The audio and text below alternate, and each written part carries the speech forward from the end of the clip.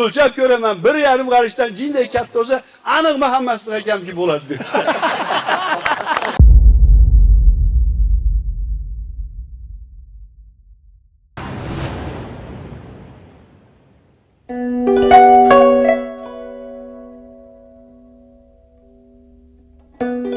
Agar qarib oldingiz, mana zavqingiz kelyapti, yangi ashillalarda aytgingiz kelsa, Askiya o'zbek xalq og'zaki ijodining xushchaqchaq va kulguli tomosha san'atining ommalashgan janri.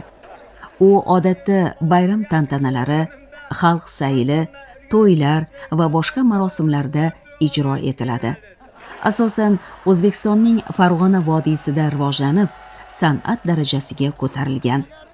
Ijrochi askiyachilar bilan tinglovchilarining umumiy kulgusi askiyaga harorat, xushchaqchaqlik bag'ishlaydi. Taniqli kulgu ustasi Muhammad Siddiq Alixonov ham ustozlaridan o'rgangan bu san'atni bir necha yildirki hamkasblari va shogirdlari bilan birgalikda shinabandalarga yetkazib kelmoqda. Askiya san'ati dunyodagi eng noyob san'atlardan deb o'ylayman. Sababi oddiy misol sahnada bitta askiyachi bilan birga bir payroni boshlab davom etayotganingizda sizni sherigingiz sizga nima deyishini bilmaysiz. U sizga gap tashlagan paytda tezlik bilan o'zingiz ma'nosini tushunib yetib mag'ziga rosa tushunganingizdan keyin tomoshabinni kuttirmasdan chiroyli qilib o'shanga javob berishingiz kerak. Askiya so'zi o'zi arabcha zaki so'zidan olingan bo'lib, topqirlik, hozir javoblik, zukkolik degan ma'nolarni beradi.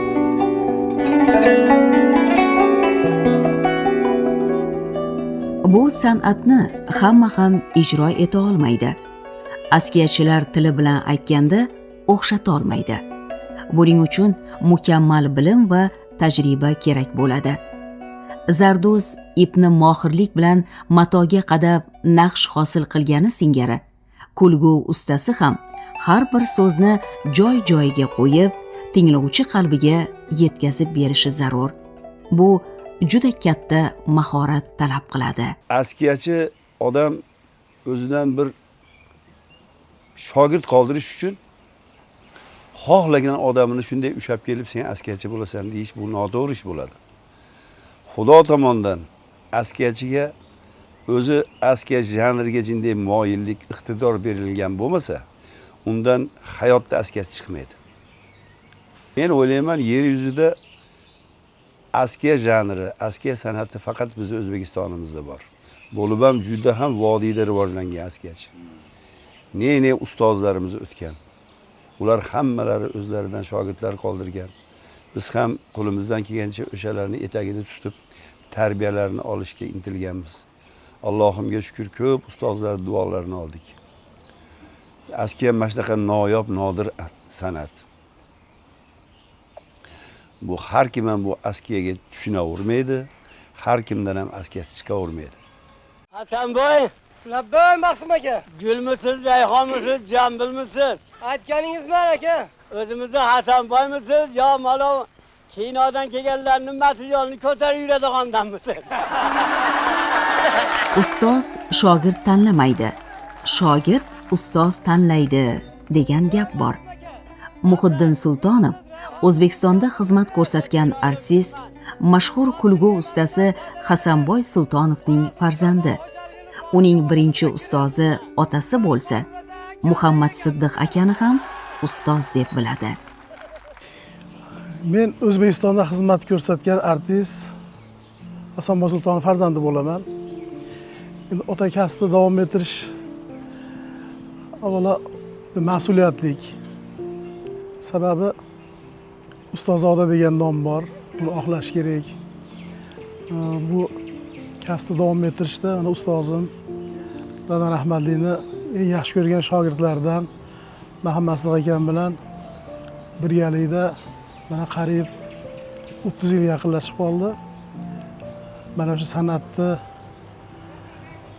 yo'qolib ketmasligi uchun baholi qudrat davom ettirib kelyapmiz. Endi Muhammadsidiq akamni ustoz deb tanlashimni asosiy sababi rahmatlik ustozlarimiz, qolaversa dadam rahmatlikni eng yaxshi ko'rgan, eng ishongan shogirdlardan biri bo'lgan. Shuning uchun Muhammadsidiq akam bilan mana birga mana shu san'atda faoliyat olib borayotgan bo'lsak, avvalo ustozdan, Muhammadsidiq akamdan dadam rahmatlikni hidini sezaman. Dadam rahmatlikni yo'llarini sezaman. Shuning uchun bir-birimizga shunaqangi bog'langanmizki, bir-birimizni ko'zimizga qarab turib ustoz nima demoqchi-yu, men nima demoqchiman ustoz sezadilar. Bunaqa bu darajada ustoz shogird kam bo'lsa kerak deb o'ylayman. Muhiddinjon, Labbay Muhammadsidiq aka. yurtimizni qayerga borib bozorlarga kirsangiz, dehqonlarning qo'li dard ko'rmasin degingiz keladi. Salomat bo'ling. Poliz mahsulotlarini qarang, meva-chevalarni qarang. Kam bo'lmang aka. Siz ham xalqimizga arzon narxda qishloq xo'jalik mahsulotlari yetishtiraman deb dehqonchilik qilyapsizmi? Yo tayyorini yeb yotibsizmi? Muhammadsidiq aka. Labbay ustozoda. Bu jannat makon yurtimizning tuprog'i oltinga teng aka. Salomat bo'ling.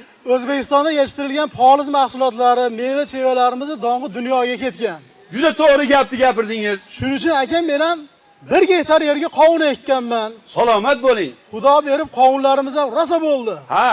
Siz eshitmabsiz-da? Ha. Xonavatga ham 2 ta mashina olib kelib sotib ketdik-ku. Xonavatga o'rtalarim aytishdi menga. Nima deyishdi? Shogirdingiz Muhiddinjon Qorasuvdan Xonavatga kelib 2 marta qovun tushirib ketdi dedi. Muhammadsidiq akam chiroyli hofiz bo'lgan o'zi. Chiroyli hofiz edi, to'ylarda shunaqa chiroyli qo'shiqlarni ijro qilardi, tadbirlarda qo'shiqlar bilan chiqardi. Askiya san'atiga endi kechroq qo'shildi Muhammadsidiq akam. Kechroq qo'shilgan bilan hammadan o'tib ketib qoldi. Hammadan o'tib ketib qoldi. Qoyil, endi izlansangiz, o'zingiz ustida ishlasangiz, tajriba orttirasiz, boyib boraverasiz ekanda. O'tgan yili yil askiyachisi nominatsiyasini oldi. Muhammadsidiq akam. Bu yil askiyachisi degan nomni olish bu o'z-o'zidan emas-da u. Buning uchun katta mehnat talab qiladi, izlanish talab qiladi. Muhammadsidiq akam shu narsaga erishdi. Bizning ustozimiz. Biz Muhammadsidiq akamdan oldin askiya san'atiga kirgan bo'lsak ham, bugungi kunga kelib Muhammadsidiq akani biz ustoz deymiz biz. Chunki ko'p narsa o'rganamiz-da. Shuning uchun ustoz. Juda kamtarin inson. Hamisha qo'li ko'ksida, yoshlarni ham, kattalarni ham birdek hurmat qiladigan yaxshi inson. Yaxshi inson. Kam bo'lmasin. Yaxshi askiyachi. Muhammadsidiq akaning asli kasbi qishloq xo'jaligi xodimi.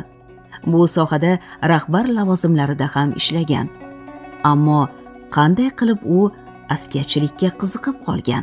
69 ga to'lib 70 ga o'tdi yoshim. Men shu 20-25 yoshlarimda institutlarda o'qiganmiz. Endi qishloq xo'jaligi xodimiman men. Mutaxassisligim o'zi agronom. Viloyatimizda o'zim soham bo'yicha bo'lim boshlig'i, rahbarlik lavozimlarida ham ishladim. Tadbirlarda, boshqalarda shu ustozlarni ko'rib ishqim tushgan. Bir Hamza aka deb katta akam bo'lgan, aslida ikkinchi akam. Shu akam uzoq yillar rahbarlik lavozimlarida ishlagan. Bu Maqsim dada bilan Hasanboy akamlar bilan juda inoq aka-uka bo'lishgan. Shu yoshlik 25-23 yoshlarimda biz uyga mehmonga kelishgan ustozlar, akam olib kelgan. Keyin bir qancha to'ylarimizda xizmat qilishgan. Hasanboy akam bilan ustoz shogird bo'lib yurardilar. 30 yil atrofida yurishgan ular, Maqsim akam. O'shanda shularga choydan xabar olib, kelinglar, ketinglar qilib akam yonida birga kuzatib, keyin boshqa mehmonlar ham bo'lgan. Akam xonadonida, dasturxonida. Shu ustozlarga mehrim tushib, keyin shularni etagini ushlab, uylariga bordim, boshqa qildim. Ko'p davralarda lekin hurmat nuqtai nazaridan rahmat ustoz deb yoniga chiqqanimizda ushlab olib, biz bilan birga askiya qilasiz. serlashmagan, sizlab gapirishardi. Maqsim akam ham, Hasan akam ham. Endi yaxshi ko'rmasin, bizni juda yaxshi ko'rishgan. O'shanda nega mana bizni yoshimiz ham ulg'ayib boryapti, Muhammad Sidiq. Bizdan keyin shu san'at yo'q bo'lib ketmasligi kerak. Buni sizlar rivojlantirishlaring kerak. Sizlar ham o'zingizlardan shogirdlar chiqarishingiz kerak. Shunaqa nodir, noyob, ajoyib san'at bu. Mana aqlingiz yetib qoldi. Yonimizda birga askiya ham qilyapsiz. Harakatlaringiz yaxshi. Shuning uchun bu san'at yo'qolib ketmasligi kerak deb bizga ko'p o'gitlar bergan. Hasanboy! Dutal bilan doira o'zbek xalqining eng klassik chiroyli hunaridan. Albatta. Endi bular qo'l o'syaptimi? Ha, qo'li kelib qoldi. Bittasiga dutalni qilib bering, bittasiga ta'mir bering.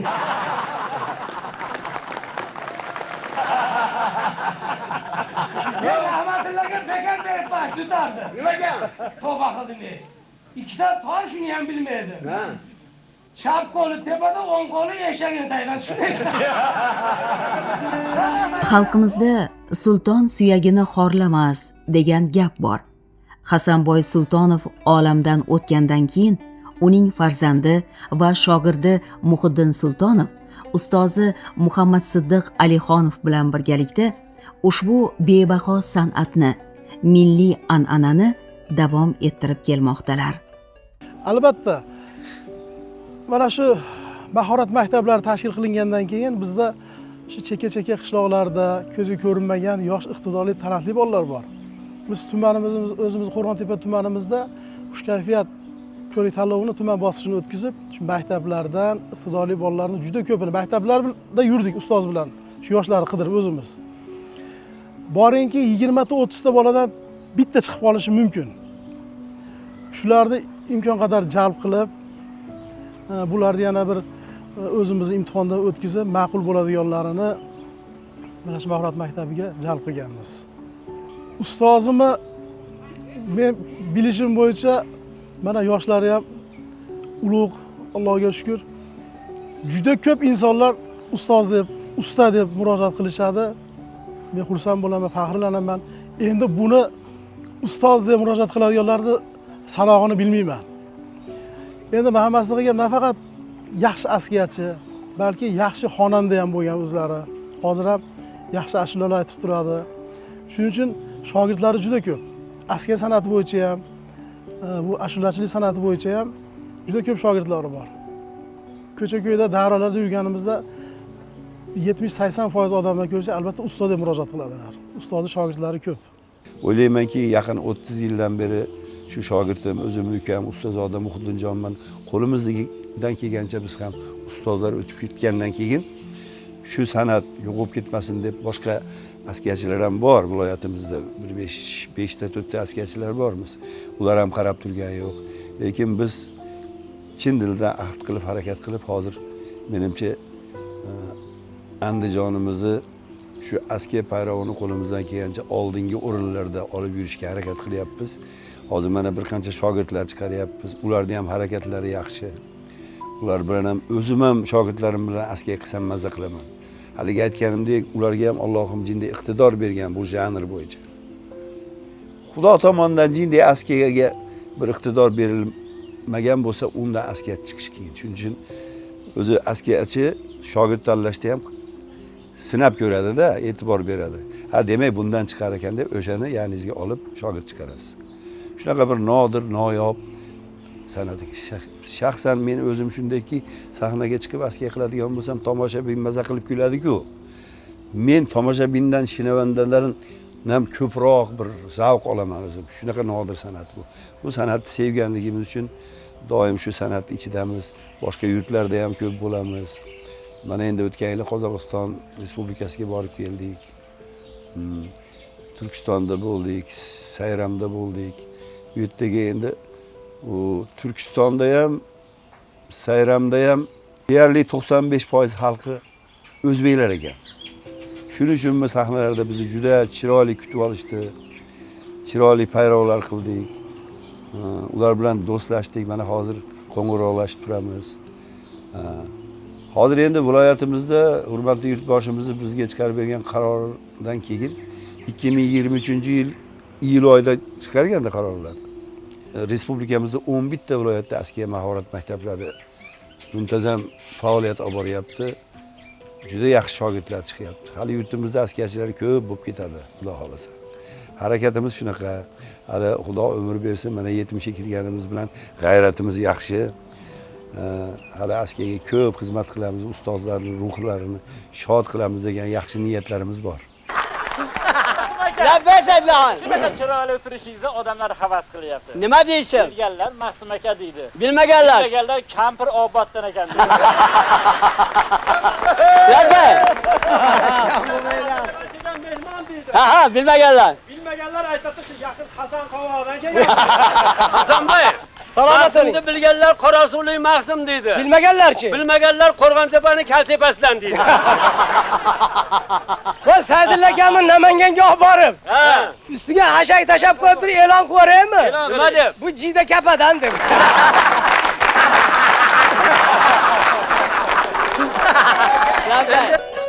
Har bir askarchida laqablar bo'lgan. Laqablar bo'lgan. Bu laqablarni kelib chiqishi, ustozlarning aytishi bo'yicha o'zimiz ham bir idrokimiz bo'yicha shunday deb o'ylaymanki, choyxonalarda o'tirib oqsoqollar bir-biriga laqab qo'yishi, har xil ig'vo gaplardan ko'ra, bir-birini kamsitib, bir-birini dilini olgandan ko'ra laqabdan gaplashib, payro qilib shunaqa qilishgan. Masalan, oddiy bitta misol, Abdulhay Mahsim Qozoqov ustozimizning laqablari kal bo'lgan. Mamajon tog'aning laqablari eshak bo'lgan. Bir to'yga burilyapsa, bir to'yxonaga kirib ketishyapsa, kranda suv oqib turgan ekan. Mamajon tog'a muzday suvni ko'p ichar ekanlar. Keyin shopirga to'xta bolam. Ana bardachog'indagi piyolani olginda bir piyola to'ldir suv ber debdi. Mahsim akam birga ekan. Mamajon akamga suv oladigan bo'lsang, paqirda olaver debdi. Eshak laqab bo'lgan. Keyin bu Mamajon tog'a Mahsim akaga javob qilyapti. Hali suv olayotgan shogirdiga aytayaptiki, piyolada olaver, men boshimni yuvarmidim degan ekan.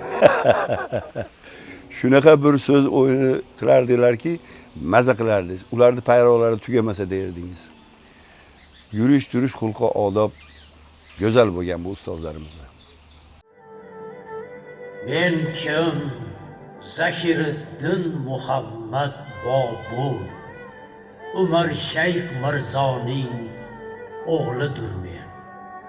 7 iqlim hukmdori, ulug' Temurbekning zurriyoti, Tangri Taoloning inoyati bilan Andijon shahrida tavallud topdim. Bori elg'a yaxshilik, qilg'ilki mumdin yaxshi yo'q. Kim degaylar dahraro, qoldi falondin yaxshilik. Kim kurablar, begim, ahli jahonni yaxshilik. Kimki ondin yaxshi yo'q, qiz tutma ondin yaxshilik. Yaxshilikdan yaxshilik kelib chiqadi. Hammasini umri uzoq bo'lsin. Andijonda shu Muhammad Sidiq bilan Muhiddin. Farg'onadan mana Xotamboy, Absamat. Uchko'prikdan endi Mansurjon, Mahmudjon. Muhammad Sidiqning ijodidan endi qirrasi ko'p. Birinchi o'rinda odamiyligini yaxshi ko'raman. Insonparvarligini yaxshi ko'raman. Hozir javobligini yaxshi ko'raman. Askarni tugatmasingizdan gapni tayyorlab turadi. Keyin mehmon do'stligini yaxshi ko'raman. Qachon bo'lsa o'sha tomonga yo'limiz, safarimiz tushib qolsa, albatta qo'ng'iroqlashamiz, bizani mehmon qilib, suhbatimizni olib, duo olib, kuzatib qo'yadilar. Ilohim shunaqangi insonlar ko'p bo'lsin. Mamasada Alloh umringni uzoq qilgan bo'lsin. Bolalaringning rohatini ko'rib yurgin, og'aylar. Tanijoning salomat bo'lsin. Avvalambor ustozlarning yo'lini bersin. O'shalarning yo'lini bergani uchun bo'lsin. Yaqinda bozor kuni 3-4 ulfatlarlar bilan gaplashdim. Bahodir akam yangi boshlagan imoratni bitkizib kelib oldim desam, ular rosa kuldi. Nima deyishdi? Bahodir akam imorat tomini yopdi, eshik nonlarni qurib qo'ydi. Hozir o'zi polga qarab yotibdi deydi. O'sha og'aynilar ancha foydasiligdi. Rahmat. Imoratlarni bitirdim ukajon. Salomat bo'ling. O'g'aylaring bo'lsa bir aylanib kelinglar. Menigini ham bir ko'rib ketinglar. Muhammad Siddiq Alixonov oddiy oilada tug'ilgan. Ota-onasi mehnatning qora noni bilan 11 nafar farzandni voyaga yetkazgan. Ularning hammalari turli sohalarda ishlaganlar. Ammo bu oilada san'atga qiziqish va ishtiyoq juda kuchli bo'lgan. Shuning uchun ham ko'rsatuvimiz qahramoni el nazariga tushgan taniqli askiyachi bo'lib yetishdi.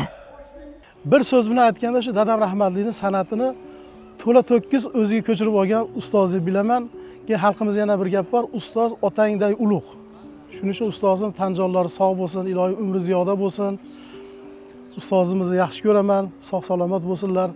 O'ylaymanki, hali ustozim bilan qiladigan ishlarimiz, yaratadigan payravlarimiz juda ko'p. Meni ota-onalarim oddiy odamlar bo'lgan. Otam oddiy ishchi bo'lgan. Uzoq yillar shu yog' zavodda ishlagan, mehnat bilan bizni baqqan. Onamiz ham kolxozda ishlagan.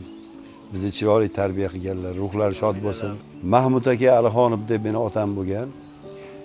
1910-yili tug'ilib, 90-yili san'at 80 yoshda o'tgan. San'atni juda sevgan otam.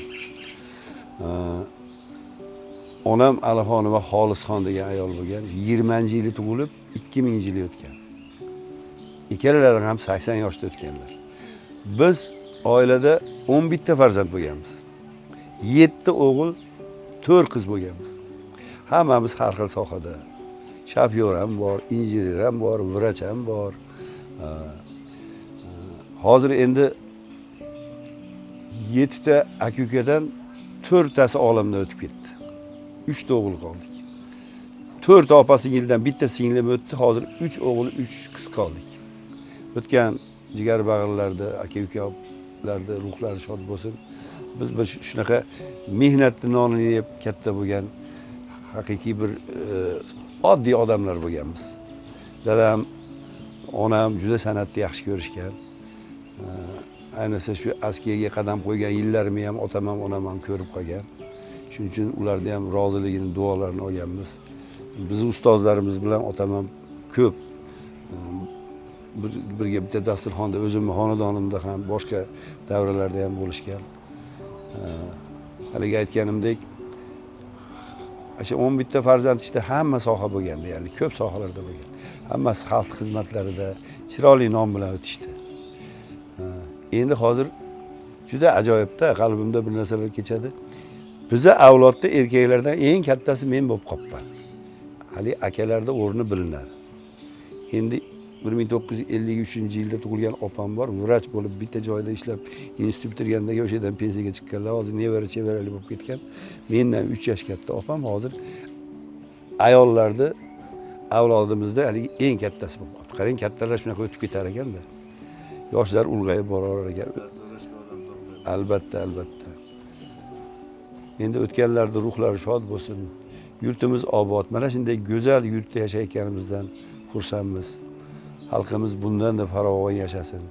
Askiya va boshqa go'zal janrlar doim ravnaq topishi kerak. Xalqimiz askiya san'at bilan yashasa, umri uzoq bo'ladi. San'atga oshibda qalb egasi. San'atkordan hech qachon yomonlik chiqmagan. Faqat yaxshilikni o'ylagan, yaxshiliklarning ichida yurgan bo'ladi san'atkorlar. Shuning uchun endi men shu san'atkor bo'lib, mana shu yo'lni tanlaganimdan juda xursand bo'laman o'zim. Voy qadrdonlar, mana shunday yangi barpo qilingan go'zal bog' hammalarimizga muborak bo'lsin.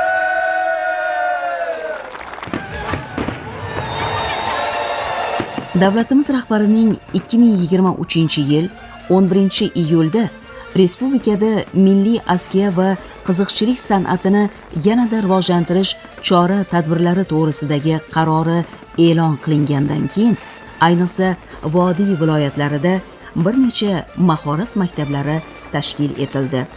Ularda askiyaga iqtidori bor yoshlar tanlab olinib, ustozlar alohida shug'ullanishadi. Ko'rsatuvimiz qahramonlari ham ana shu mahorat maktablarining birida askiyaga qobiliyati bor yoshlarga saboq berishadi. Hozir shu prezidentimiz qarorlaridan keyin 11 ta respublikamiz bo'yicha 11 ta mahorat maktabi tashkil qilingan. Shularning bittasi Muhammad Sig'akam Alixonovning nomida. Sababi mahorat maktabi rahbari bo'lish uchun buyuk so'z ustasi bo'lish kerak. Askar san'atiga usta bo'lish kerak. O'zini nomiga yarasha el og'ziga tushgan, el tanigan mashhur inson. Bularni havas qilib yoshlar jalb qilinadi. Shularni ijodlarini davom ettiradi degan maqsadda shu 11 ta mahorat maktabiga 11 ta ustozlar jalb qilingan. Shularning bittasi Muhammad Sig'akam. Hozir mana Muhammad Sig'akam Qo'rg'ontepa tumanidagi mahorat maktabining rahbari bo'lsa, hozir bir 6 ta 8 ta yaxshi yigitlar jamlangan. Men shu narsani xohlayman, yaratgandan so'raymanki, mana shu mahorat maktabi respublikamizning eng oldi askarchilarga yetkazib chiqarishidi. Eng oldi so'z ustalari bo'lib chiqishi mana shu Muhammad Sig'akam hozirgi shogirdlari. Xudo xolasa yaxshi yigitlar, yaxshi askarchilar chiqadi deb o'ylayman. Hozir maktabimda mukammal faoliyat ko'rsatib boryapmiz. Hozir 6 ta har qanday sahnaga olib chiqsak, har qanday sahnaga payrov uchun olib chiqsak, uyalib qolmaydigan shogirdlarim 6 nafar. Yana yoshlar kelyapti, ularga ham tarbiyalash harakatini qilyapmiz. Hozir 6 tasiga men mukammal ishonaman. Qaysi davrada bo'lsa fayz oladi, mukammal payrovlarni ijro eta oladi. Muhiddinjon, mana endi Kampirobod suv ombori ham yonimizda. Andijon dengizi hisoblanadi aka. Salomat bo'ling.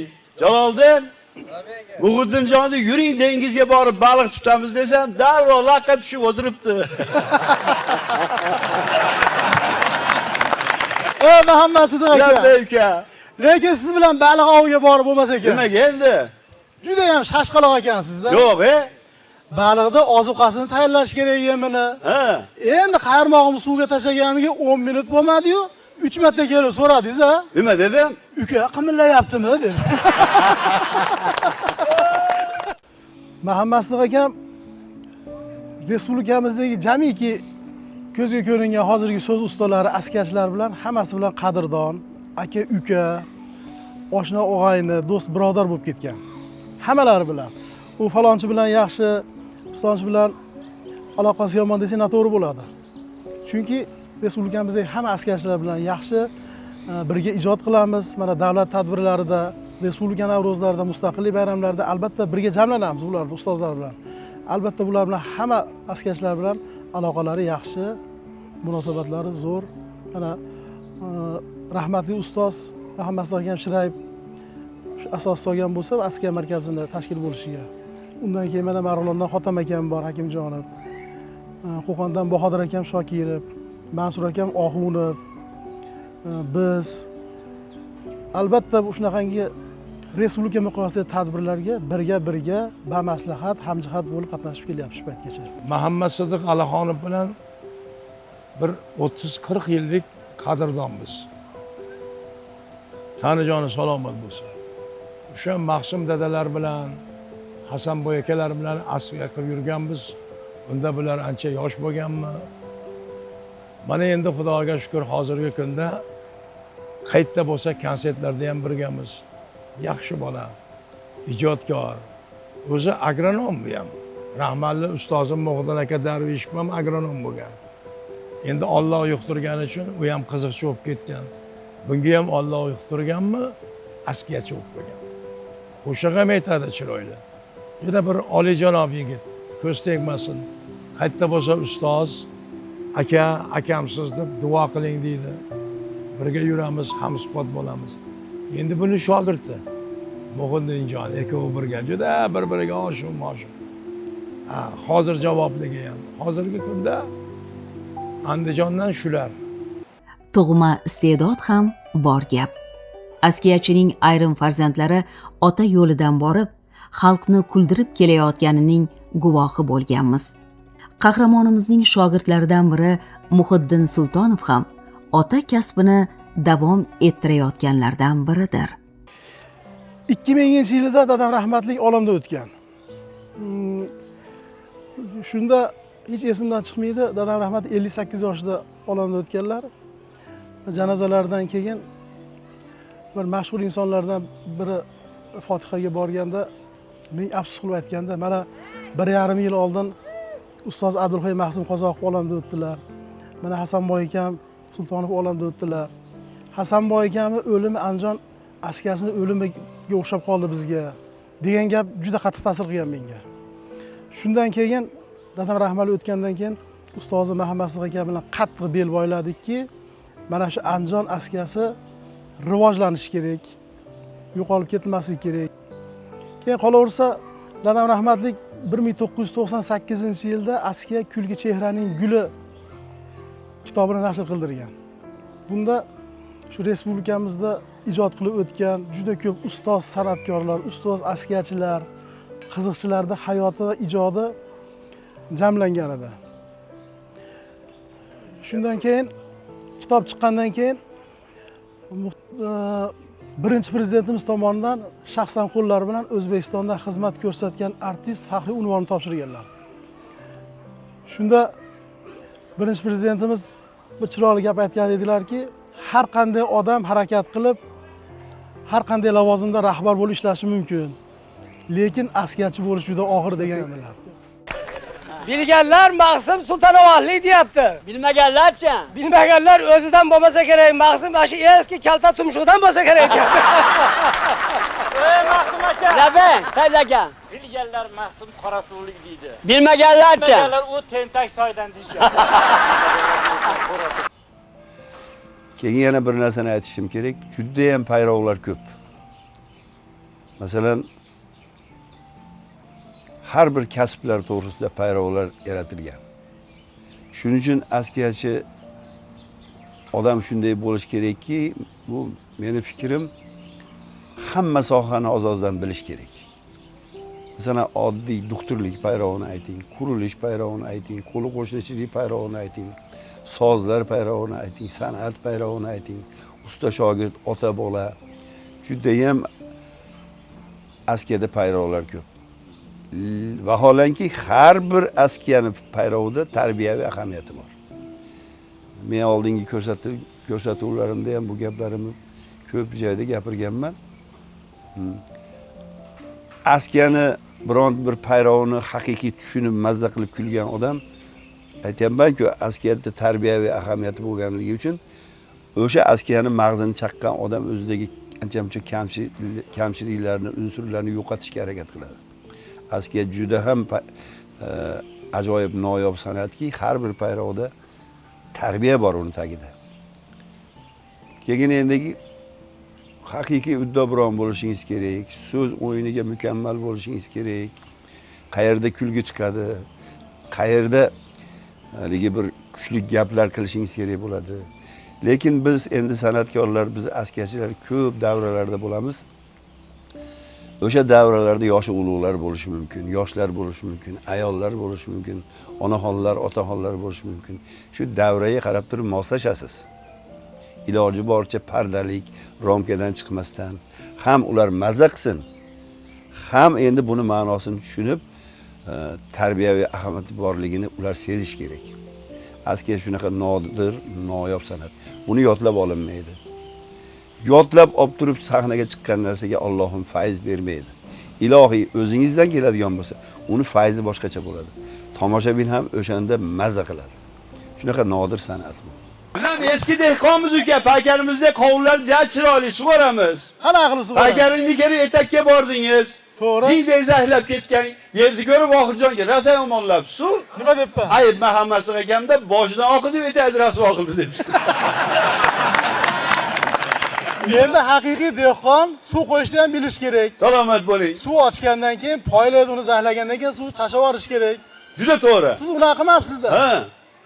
Qo'shni paykallarga ham toshib ketibdi. O'shaqa bo'pti. Yoningizda dehqonlar chiqib to'polon qilsa nima deb uzr so'radingiz? Nima debman? Uzr ukalar, kechasi ochib qo'yib yotgandim, kirib ketib qopti debsiz.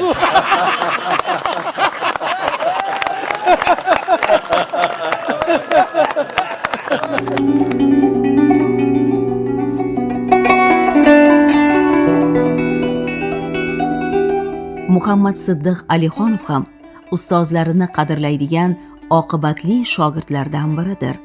Biz askiya shinavandalari u kishidan hali uzoq yillar tesha tegmagan hangoma va askiyalarni kutib qolamiz. Uning xalqimizga qilayotgan beqiyos xizmatlari munosib e'tirof etilishini tilaymiz. Ruhni ko'taradigan, qalbni yayratadigan, ota bobolarimizdan azaliy meros bo'lib kelayotgan haqiqiy askiyaning ildizi pok joyga tutashgan gul bo'lib qolishini juda istaymiz.